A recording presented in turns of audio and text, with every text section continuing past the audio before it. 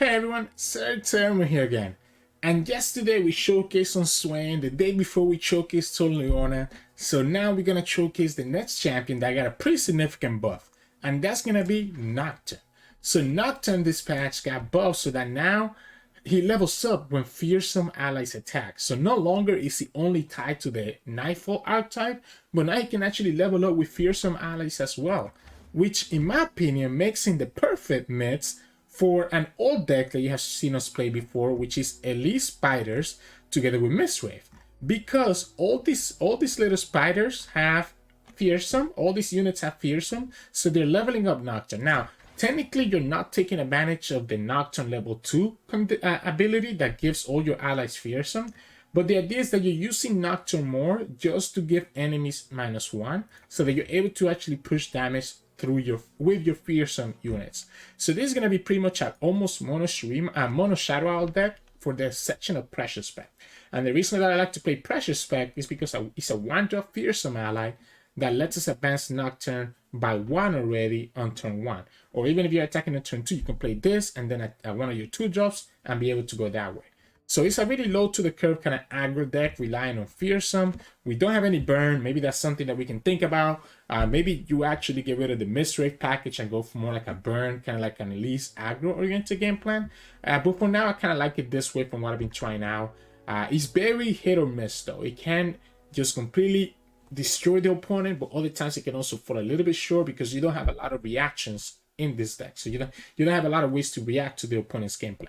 Let's quickly go through the deck real quick. Again, we're just playing all Fearsome units, right? So Precious Pet, Stinged Onlooker counts for Nocturne, even if it doesn't trigger the Nightfall, because this is still a Nightfall card, right? So Precious Pet, Onlooker, we have Horror, Elise, Mistwraith, Phantom Butler. So we have all these 2 drops that let us push Fearsome damage.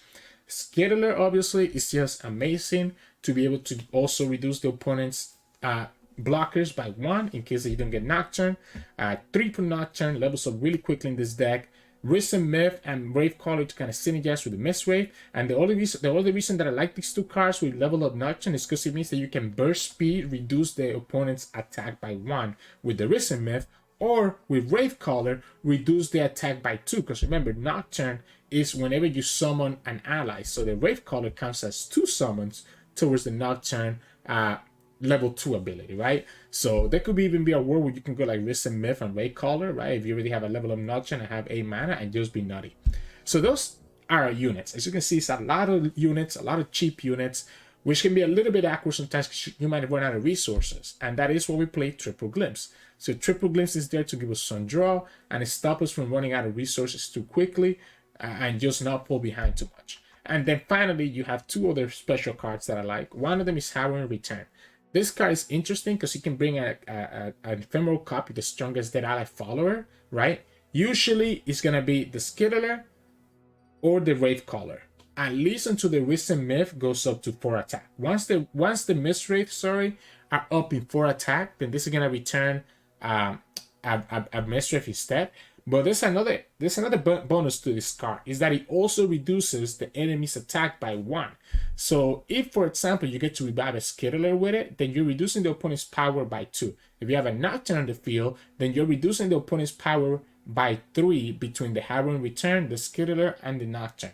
So you can kind of see how this spell synergizes with Fearsome deck. And then lastly, 2 Harrowing. I'm only playing 2 instead of 3 because of the nerf, but Harrowing is so good, especially if you have a level of Nocturne that has died, because Nocturne is usually your strongest unit, so Nocturne gets summoned first, and then the other 5 units get summoned, reducing the opponent's board by -5. Pretty crazy combo there. So yeah, so this is the breakdown for me, and this is the idea that I've been trying out with. It has some mixed results like I talked about earlier. It can really pack a punch and just destroy an opponent, but there's a lot of decks out there that have a lot of ways to react to our game plan, so you have to be a little bit careful of that. Anyways, hope you enjoyed the games today, and if you like this content and our video, please make sure to like it below and subscribe to us. We post LOR videos every single day. I'll see you at the end of the video for some mulligan tips. In this matchup, we'll be going up against Swain TF Katarina. They do play a lot of removal, right? Making rain can be problematic. This Harrowing is going to be game winning though. Do I have to worry about making rain? I think I actually do. I think I don't keep the, I don't think I can keep both Precious Pet and the Butler. Because they both have 1 HP and lose to Make It Rain or Twisted Fate. So I think we just have to hope that we get another 2-drop instead. Right? I like the Wraith color in this matchup because it's going to be a blocker for Swain later down the line. Give me a 2-drop. Perfect. Actually, we got such a good 2-drop here too. We got such a good 2-drop. Do we commit more?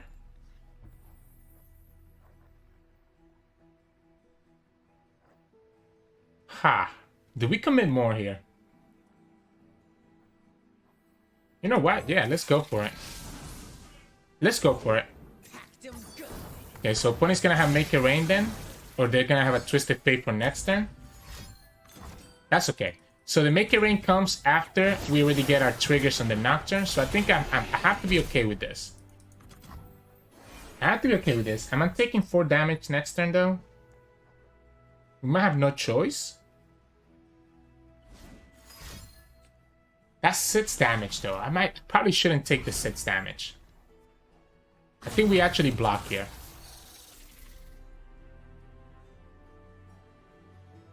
What if we block both?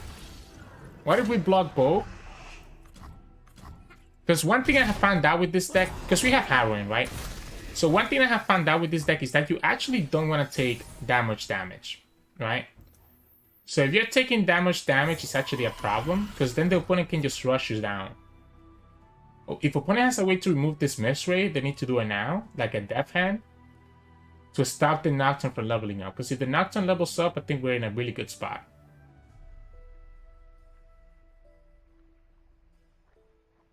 This plays around the Twisted Fate Gold card, because it will stun the Wraith Caller. Okay, that's... Oh, wait, that's the wrong block. That's the wrong stun. So the opponent just let me level up the Nocturne. I think that's worth it for me. I think that's worth it for me. I guess opponent could have the flock here. Right? So opponent could have the flock here. And that could be the reason why they did it that way. Oh, I don't think that was good for the opponent. We can actually just play Nocturne and keep mana for Harrowing and then go for a big Harrowing as well. Perfect. And because Nocturne's on the field, Harrowing is going to just reduce the opponent's cards to like 0 attack.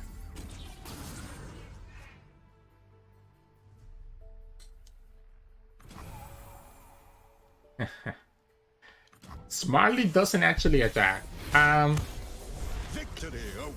The Swain does level up though, right? Swain levels up, so opponent could have a way to stop this. It might be too early. It might be too early for... It might be too early for the Harrowing, actually. It might be too early for the Harrowing, actually. But then we can potentially just get locked down by that Swain. I mean, that Swain is going to clear our whole board next turn. So if we Harrowing right now... If we Harrowing right now, I mean, we're reducing this to 0. But then the opponent still has 9 mana. Red card stuns one, because the opponent's going to be able to stun one of my back row units. But they're not going to have blockers for all the other units. If we instead go a slow play here, we can only play 2 units. And the opponent still be able to react, and then next turn the Overwhelm kind of just clears a whole board. But if the opponent clears a whole board like that, that might be okay with us. Can they beat us next turn if we go this route? I think we're gonna take it slow. Let the bloodshed begin. I think we're gonna take it slow. Opponent has no Fearsome blockers here. This is already lethal itself. Okay. If the opponent kills this, then obviously that's not gonna be lethal anymore. So now we're gonna have to rely on having... I guess we have a second Nocturne, but yeah. Okay. Second Harrowing, great, not amazing. We do get to push 7 damage here. Opponent's gonna get the rally though. I guess we can deny the rally with the glimpse. So we have to keep the second glimpse to deny that rally and just have the opponent commit a bunch of stuff here. So we have to deny this rally, right? We have to deny this rally, and then we set up the Havoc on the future turn. We're still not dead. I mean, this is gonna be quite a bit of damage, but not enough to actually kill us. Yeah, opponent puts it the right way here.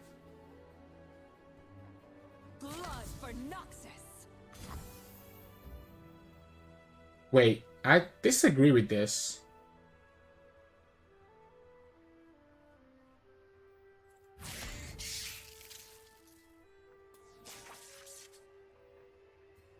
They don't have a deny, right? So I think we can just go ahead and do this. They didn't want both our units to die because they know they just lose to the Havoc. It said that we're still gonna go for the Havoc next turn. So obviously we don't summon anything here because everything's gonna get stunned, right? So that's why I don't want to summon the Nocturne. Because what happens now is that this Nocturne gets summoned first, and we still reduce the whole board to 0 attack. And we can replace the Gravecaller with this guy right here, the Phantom Butler. Opponent has 10 mana, only has a block.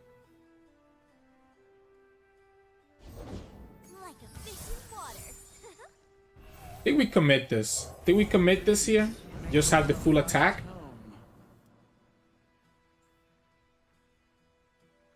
But we only need to deal 12. I mean, 12 is a lot. Opponent could have a stun here. Could have a second fervor.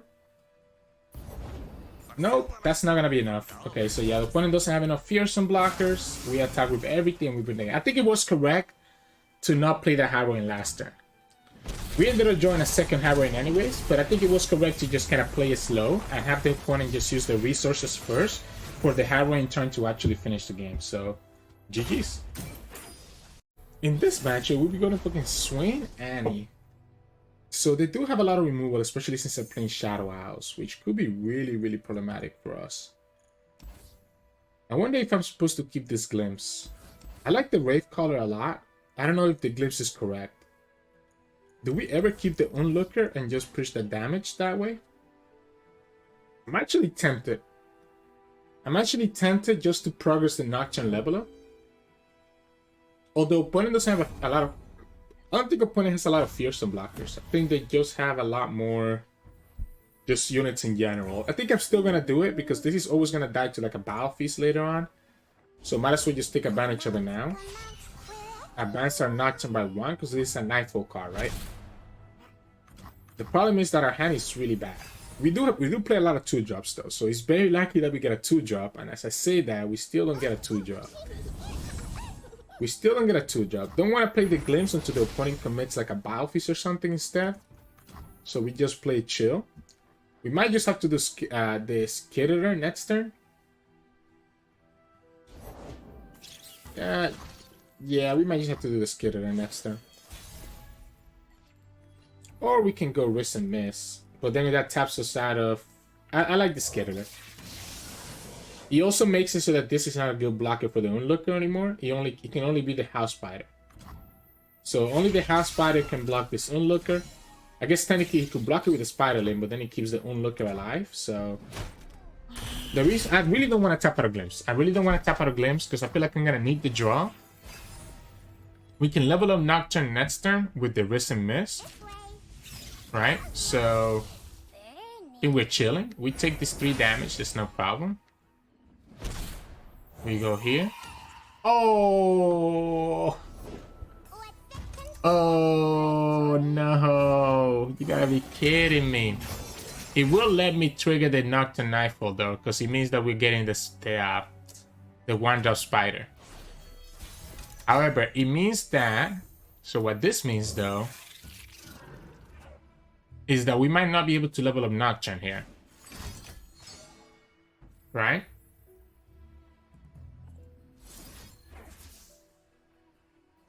Yeah, because we're going to be 1 Fearsome off. I wonder if the opponent goes for it here. Eh, they do.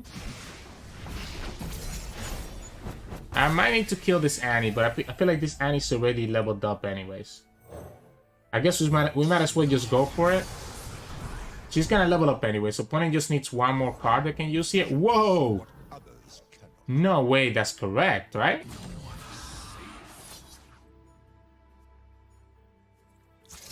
Do we still attack with the Skittler, even though...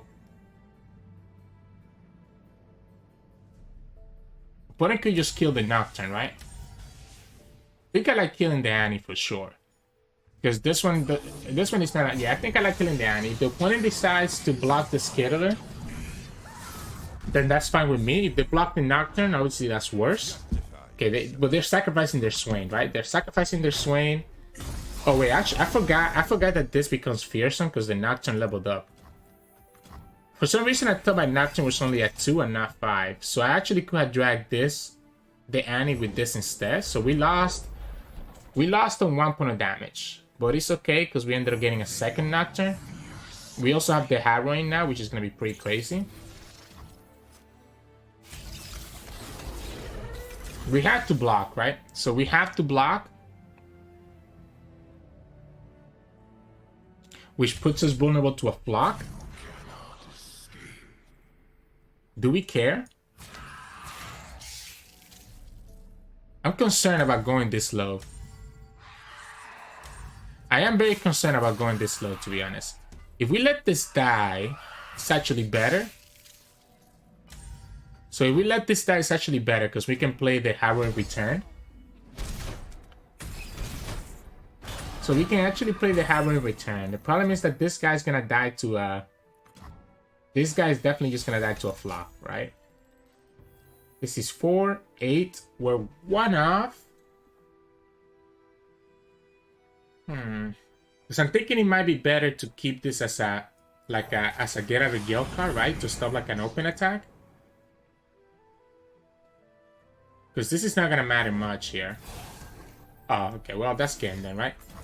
We go like this. That gives me another. This gives me another Mistwraith. This also reduces everything twice. I guess it's technically not game just yet. Because opponent could have. This is 6, 10, 12. Yeah, opponent lives at 3. Yeah, so it's technically not game just yet. We can block the Grey back and then we can go for Harrowing. If the opponent will need to have Ruination. So opponent will have to have Ruination to make this Harrowing feel really worse.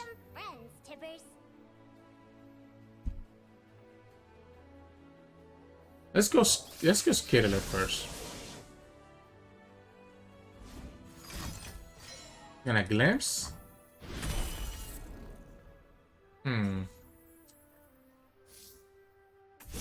I wanna just use my mana. I know it makes our Harrowing worse. But I don't think the opponent has a lot of great targets here. We will need to block though, right? So we will need to block somewhere. Which is always gonna be, I guess, here. Is it the same? No, this is less damage, right? When it has 1 Fearsome blocker, we just open attack to deal with the tie bulk. So we have to be able to deal with the tie bulk because the tie bulk is buffing everything up. It's just 3 that we need to push. Opponent only has 1 Fearsome blocker. We need to have 2 needs to have 3 forms of removal. Biofeast is only dealing 1. I'm healing him 1. So this guy still stays alive. And that's still 8. Alright, we got there. Nocturne didn't live to tell the tale, but I don't mind that the opponent had to sacrifice so much stuff just to deal with Nocturne and that other card. So GG's. In this matchup, we'll be going up against Akshan Lee Sin. They don't have a lot of Fearsome blockers, so that is good news for us. I'm wondering if I even need to level up Nocturne in this game. I might just want to go like super quickly. Okay, our hand just got a little bit worse because we ended up kicking up some of the Fearsomes that we had. I was hoping I could get like the Mist Collar, Mist Collar, instead of the 4-cost spell. Although the 4-cost spell is actually nice, right? So there's some synergy when you have level up Nocturne with that spell. Really? You couldn't have gotten this last turn?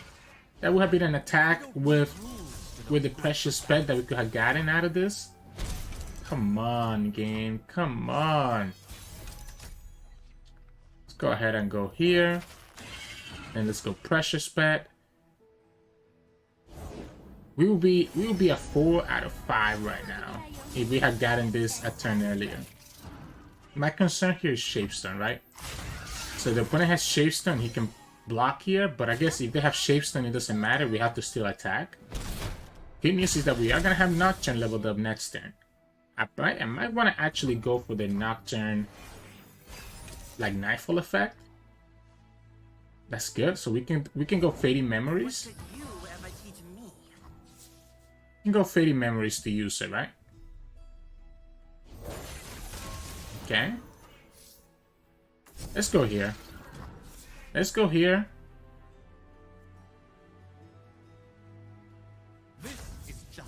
Just because why not? I am taking a lot of damage, right? I am taking a lot of damage, so I have to be a little bit careful. Opponent hasn't used a single spell though, so I might be okay. It kind of sucks using that. I guess we can go here, but then that means that we can't play Nocturne this turn, so he has to go here instead. And then we play Nocturne and drag the action.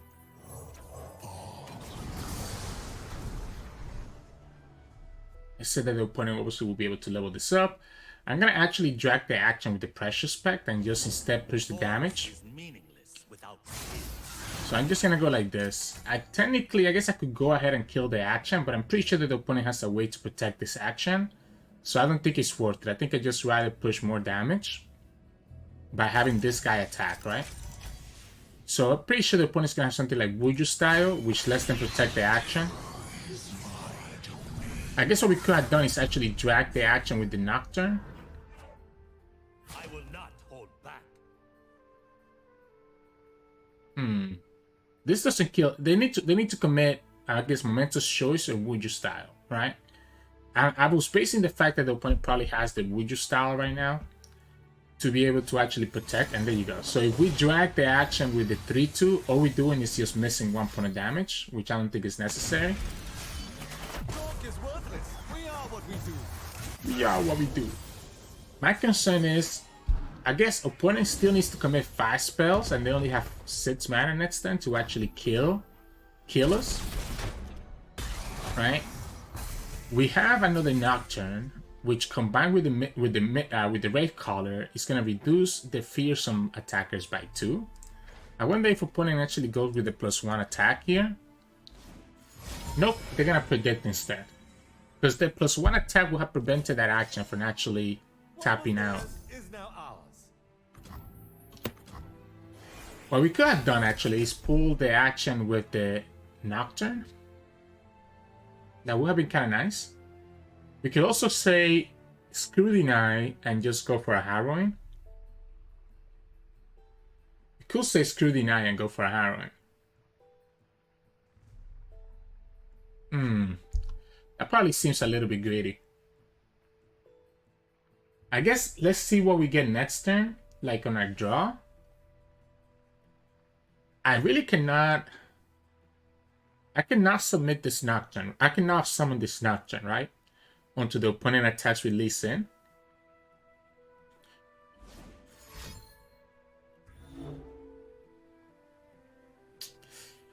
We could Glimpse. I guess we can save the Glimpse to deny the Elise Spiders kick.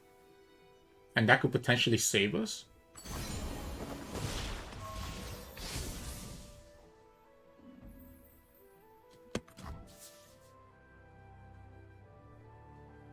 The action still had... Okay, so opponent just committed their first Absolver. So they're gonna need to have another... They're gonna need to have another Absolver for later. I don't think they can actually level up this Elise Spiders. Ooh, okay, Momentous Choice. Alright, never mind. So we got a Glimpse then, right? So we're gonna be glimpsing here then to deny the kick. That will be only take 8 damage. Oh, actually, if the opponent pulls correctly, which they just did, that's going to be exact lethal, right? So because the opponent pulled the Fearsome blocker away and this guy has Fearsome, they actually get exact lethal, so GG's. I didn't think the action... I didn't think the Elise Spiders was going to level up there, right? But Momento's choice is just so good with that archetype, and the opponent had just the right spells to be able to do it, so GG's. In this matchup, we're going to go against Norra Viktor. So it's gonna be a Shellfolk deck, I'm guessing, right? Gonna be Shellfolk. This is gonna die to Pokesticks. So what if we actually go for the Horrors instead? I guess opponent also has access to Mystic Shot, but I'd rather just lose to the Mystic instead of a Pokestick. So I'm gonna keep the Horrors, but I'm gonna kick the other ones away. Okay, double Nocturne. Not great, but also not bad, right? Because Nocturne probably gets removed right away. We can go Horror. We're gonna level up Nocturne by our next attack. So this is gonna be 1 out of 5. Oh, opponent needed to do the Mystic before. Like, why do it? You gave us a free level up towards Nocturne for no reason. Come on, opponent. Come on. What we can do here, by the way, is that we can go Mistwraith. Go second Mistwraith.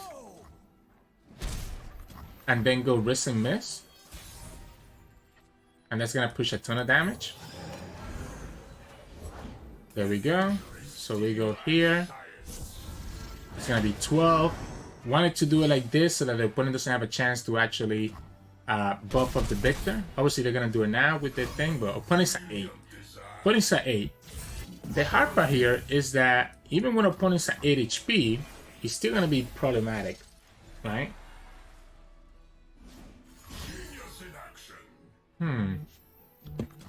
What if we go...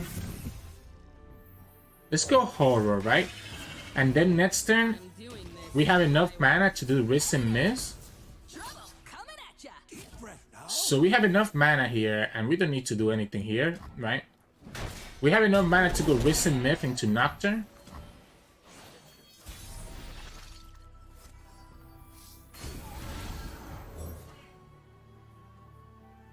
Sure, let's go here. Let's go here. That way we drag that with the Horror. Everything else is gonna die to our Fearsomes, right? Opponent's gonna have to have like a Get Excited to... I guess if they have a Get Excited, they need to do it right now before Nocturne levels up. They could have a second Mystic here, but this is still pushing 10.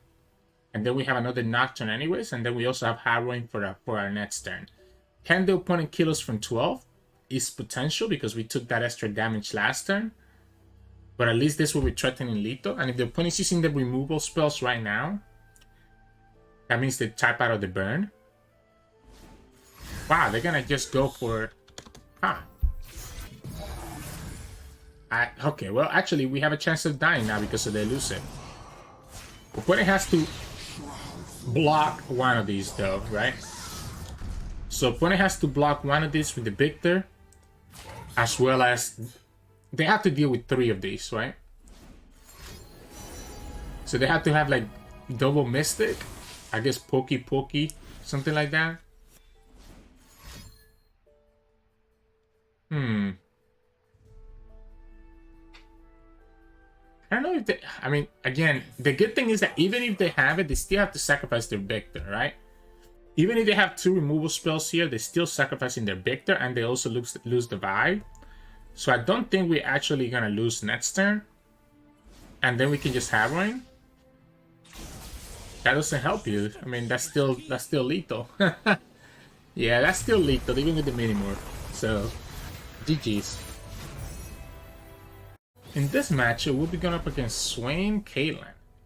We're gonna have to deal with PNC and removal from Naxos. This Harrowing is looking kind of good.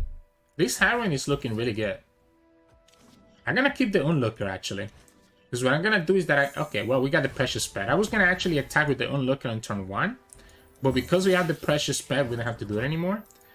So against Naxos, it's good to keep the Harrowing because they don't really have a great way to deal with Harrowing. They want to remove all your units, but then they don't have a way to come back once you commit that Harrowing turn. Unfortunately, our hand is a little bit awkward here. We have to hope that we get a 2-drop next turn, right? So we have to hope that we get a 2-drop next turn so that we can go for the Onlooker. We play a lot of 2-drops though, so... I guess let's go Skitter. Let's just go like this and just push sets. This also means that we don't lose to a Caitlyn if the opponent summons a Caitlyn right here, because my units have 3 power. Yeah, I don't have a choice but to do but to do it this way. If opponent has a Mystic Shot, they should have done it before my attack, because now my Nocturne is at 3 out of 5. Yeah, you always do this before the attack. Like you're letting my Nocturne level up when there's no reason for that, right? So I kind of disagree with the play that the opponent took there. I'm down to summon the Nocturne right now.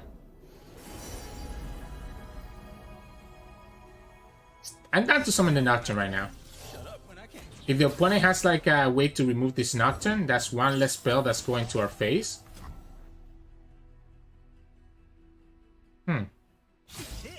Really? Do we take this damage though? So I had to be worried about how much damage I'm taking sometimes. Maybe we actually go for the Unspeakable Horror. I think we go for the Unspeakable Horror. It heals me 1 and gets rid of... technically heals me 3, right? I don't think I can afford to take damage, right? What we can do is that we can... Perfect. We can play Phantom Butler. We can play Onlookers and go like this.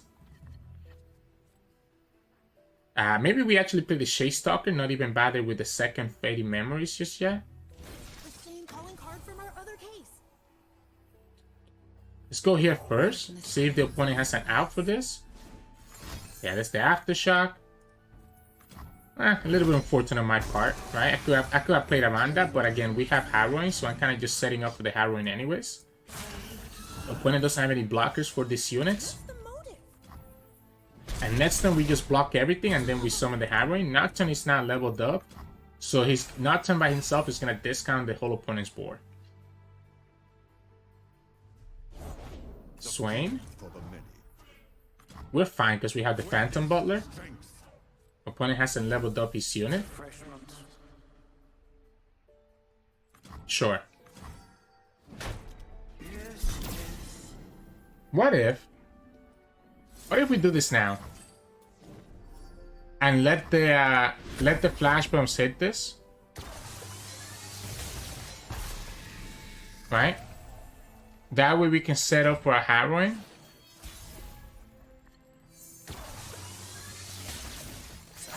And this should be cool. This reduces the Swain all the way down to 0. I just wanted to clear my board and then set up for the big Harrowing. Because the Nocturne gets summoned first, by the way, it levels up. And then the Nocturne skill triggers, reducing the opponent's whole board down to 0. Because he's going to trigger 4 times here. Boom, boom, boom. So the Swain is no longer a blocker. Opponent's going to have a way to deal with all these units. Ooh, that's not a good sign for them. That means they're digging. And I don't think they can get 3 spells here that are actually going to be able to stop this. So don't think there's any 3 spell combination that can stop this attack. Because they don't have a way to deal with the Nocturne. So there we go. Big Harrowing setup to win the game. GG's. In this match, we'll be going up against Nightfall. So buff Nocturne versus buff Nocturne. It's actually going to be critical in my opinion. Whoever gets to level up their Nocturne first, huh? I don't hate the Fading Memories. They do have a lot of cards that I don't mind kind of stealing from them. Like the Doombeast, for example, will actually be decent. And we have a lot of 2-drops. That is a good chance that we draw a 2-drop here. There you go.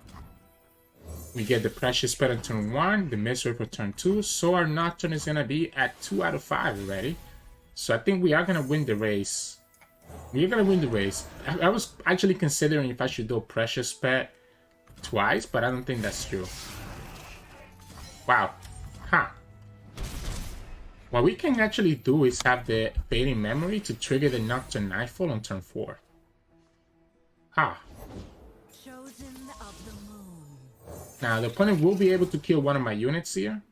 I think I have to let it happen, right? I think I have to let it happen. I actually prefer if the opponent kills this. I will be heard. Do I even block that, though? I don't think I actually blocked that. I think we just take that 4. We just take that 4.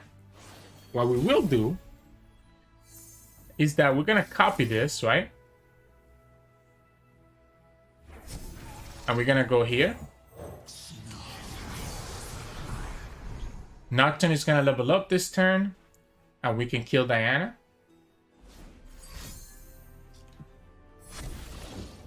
Oh, they get the Doombees. I think we go for the Diana kill.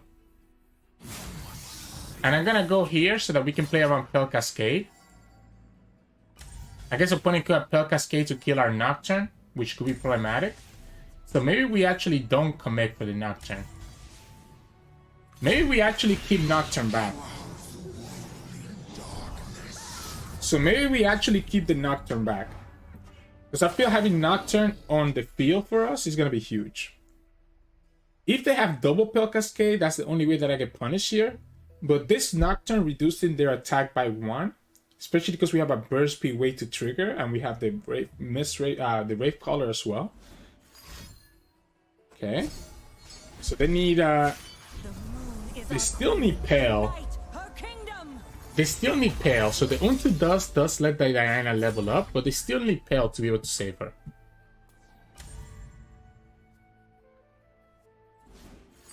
They actually have it. They have a second Diana. So they had the Pale and they had the second Diana. Ah, sorry, they have the Unto and the second and the Pale Cascade to save it. They needed, yeah, they need that was like almost perfect, right? I guess it could have been Pale Cascade and a different Nightfall card. This is going to be problematic now, because this is going to be able to kill our Nocturne. Please, make yourself right at home. She goes up to 5, so I need to actually... I think I go here first. I go here first, so we can beat Diana with the Risen Mist. We can also go for the Wraith Caller instead. Okay, no, we can't beat the Pale Cascade, right? Because the Pale Cascade puts her just a little bit ahead, so I guess it had to be the Wraith Caller. But we still don't beat the Wraith Caller, even if we still don't beat it, even if the opponent goes for that. So unfortunately, Diana gets to kill our Nocturne, and that's gonna be a problem. They had the second Pale Cascade as well. They had the second Pale Cascade as well. What we can do though is we can have a very big Mistwraith.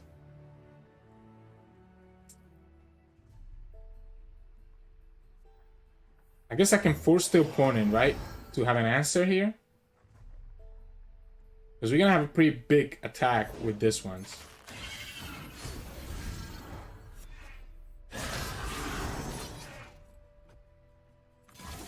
Oh, I messed that up. I should have probably, well, I guess it doesn't matter. I should have probably dragged this one, by the way, with something that has 3, because now we lose to a third Pale Cascade, right? So that was, okay, the opponent doesn't have it. Wait, that was a third Diana that they had when they did that Pale Cascade last time? I didn't even realize. So literally opponents just beating us because they got triple Diana. Ha! The Doombeasts are also helping out. They're keeping them healthy. That's the third Doombeast trigger that happens this game. While also giving them Fearsome blockers. But now we're chilling. Maybe not. Maybe not chilling just yet. I guess opponents should probably go for Calibron. That's game. Are you kidding me? That's actually game right here. Because we don't have a way to trigger Nocturne this time. Well played. I mean... yeah, well played. Maybe... we took that extra 2 damage last turn. The Doombeast triggers just completely messed us up, right? So, GG's. In this matchup, we'll be going against Sion Draven. Sion Draven, let's see. This is not a bad hand, and I really like the Fading Memories. Risen Mist might be a little bit too greedy. Maybe I actually don't keep the Onlooker. I'm looking for 2-drops. I have a bunch of 2-drops that I can play. There's the Butler. So I can look for this instead. Harrowing could be very good later on. Lets me kind of play a little bit more greedy now, right? But a potential... Oh, man, imagine if we had that one drop last turn. We could have played the Precious Pet, right? And be able to have 2 attackers here and already have Nocturne at 2 out of 5. I wish there were more one drops that I could play in this deck. It's a little bit unfortunate that there isn't. Let's go here. I'm just gonna level up Nocturne next turn if the opponent doesn't have a way to stop this. If the opponent doesn't have like a removal here, then we're literally just leveling up the Nocturne. I could have gone for the Risen Myth to guarantee the level up, but I think it's better to just develop the Wraith Color and just put more pressure on them this way. Because the opponent doesn't really have a great blocker for the Wraith Collar, since this is only dealing 2 and not 3. So, yeah, it's actually better for them to block. I guess it's actually the same, right? Yeah, this is going to get bigger with the Risen Miss, but it's not going to be... It's going to be the same damage as here. Remind me, this creates a non-fleeting... When a non-fleeting ally is hand, he's going to create a fleeting copy of your hand. So he got copies of the Flame Chompers, which doesn't do anything. I guess the opponent just wanted to draw. They also copied Lady of the Blood, right? Okay, they actually get... Because they get the Chompers back. That's why they did it that way. That is why they did it that way, huh? This thing here is going to punish the opponent. So this card right here is going to punish the opponent. Because it allows me to bring things back, right?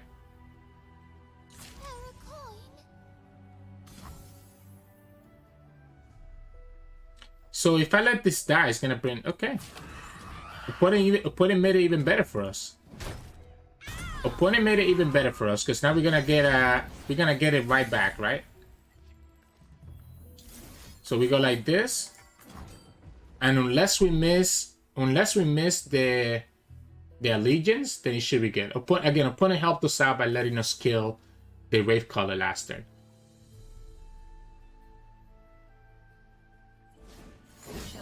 Oh, they're digging. They're digging. What's the second? What's the 2 cards that discarded? Rummage? They're digging pretty hard here.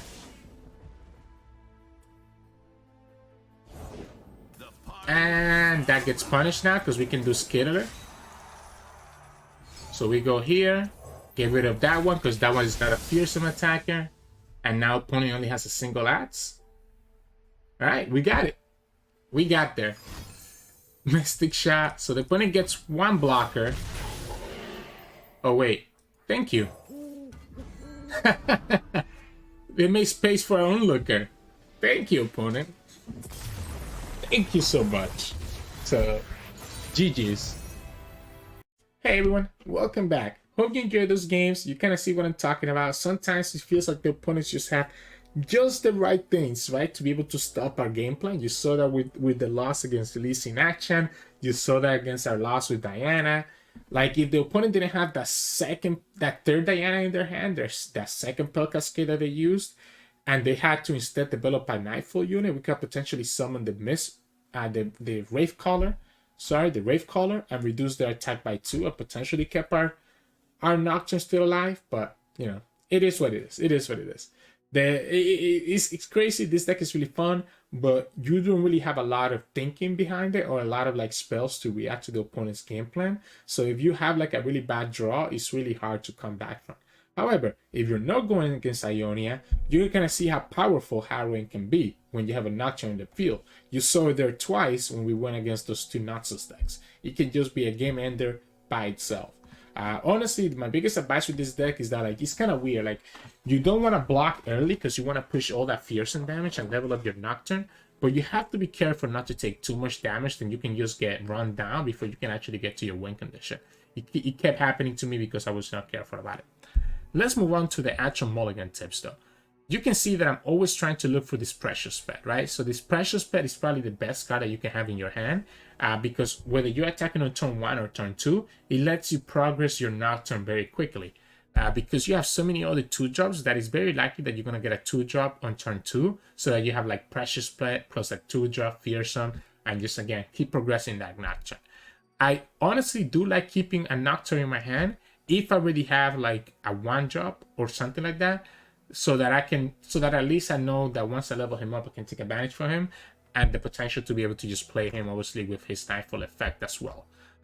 So Precious Pet, 1 Nocturne, and then just Elise as well is one of our best keeps because it gives us blockers like we talked about. We're kind of vulnerable to people aggroing us down.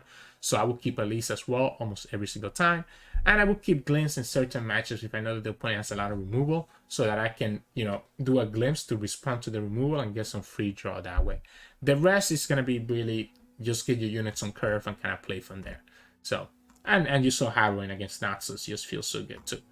Anyways, hope you enjoyed the games today, and if you did, please remember to like this video below and subscribe to us. We post LOR videos every single day. You can also find us on Twitch at Sirturmund, where we stream 2 to 3 times a week, and you can also find us on Discord and Twitter. The links to those are both in the description below. Thank you so much for watching. I'll see you all again tomorrow.